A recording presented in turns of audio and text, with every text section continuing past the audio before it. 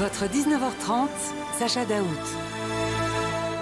L'Europe perd un de ses pères. Madame, monsieur, bonsoir. Jacques Delors est mort aujourd'hui à l'âge de 98 ans.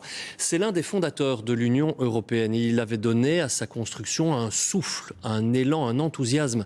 Son principal tour de force fut peut-être de convaincre les États de renoncer à leurs intérêts particuliers pour s'unir ensemble. Jacques Delors, et vous l'ignorez peut-être, est aussi présent dans notre vie de tous les jours puisque c'est aussi l'un des fondateurs de l'euro. Évocation Isabelle Warnotte et Pierre Marlet.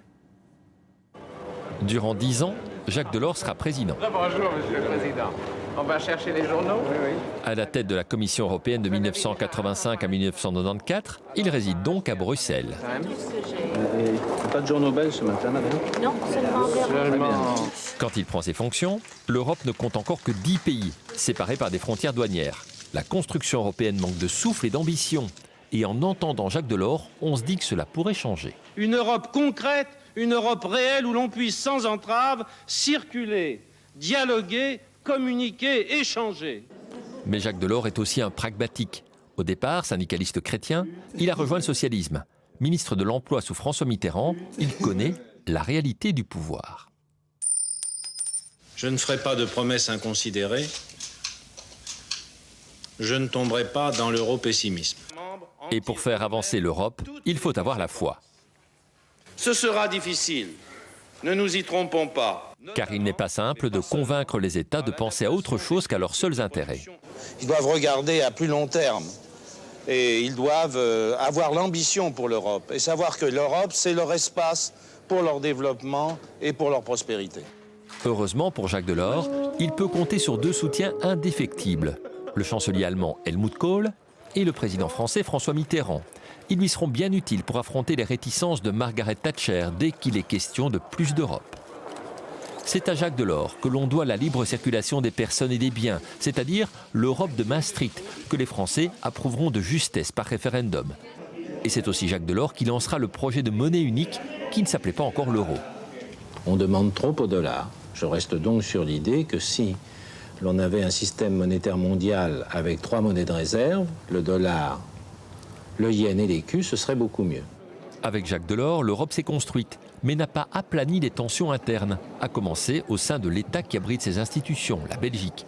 Ainsi, en 2010, Guy Verhofstadt évoquait la crise belge en se tournant vers Jacques Delors. C'est que quand même la Belgique est le laboratoire de l'Union européenne. Et si la Belgique ne marche pas, bon...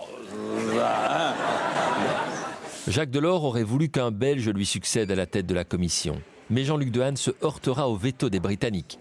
Quand il quittera la Commission européenne, Jacques Delors sera sollicité par les socialistes français pour qu'il succède à François Mitterrand.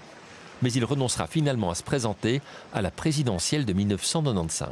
Je ne pouvais pas terminer ma carrière politique en vendant des illusions. Je pouvais pas. On est conclu que tout le monde était content dans son cocon, que la France était immobile et que ça allait bien. Pour eux, j'en ai tiré les conséquences. Pour Jacques Delors, l'Europe, dont il a été fait citoyen d'honneur, restera donc l'affaire de sa vie. Lieber Freunde, Europa ist ihre Sache, dear friends, this Europe is your duty. Et en l'entendant, on se dit qu'un Anglais ou un Allemand imparfait n'empêche pas d'être un Européen convaincu. Brève réaction encore, si vous le voulez bien. Je vous propose d'entendre tout d'abord Elio Di Rupo et puis Didier Reynders. C'est vraiment le père du marché intérieur. C'est la façon de faire fonctionner ce qui finalement est le cœur de l'Europe aujourd'hui. On travaille sur des valeurs, la démocratie, les droits fondamentaux, l'état de droit, mais on se regroupe aussi autour de cette grande force qu'est le marché intérieur. Et c'est à lui que l'on doit vraiment la capacité de mettre en œuvre un marché qui fonctionne. Jacques Delors est un social-démocrate pragmatique qui a indiscutablement fait avancer l'Union européenne sur différents fronts.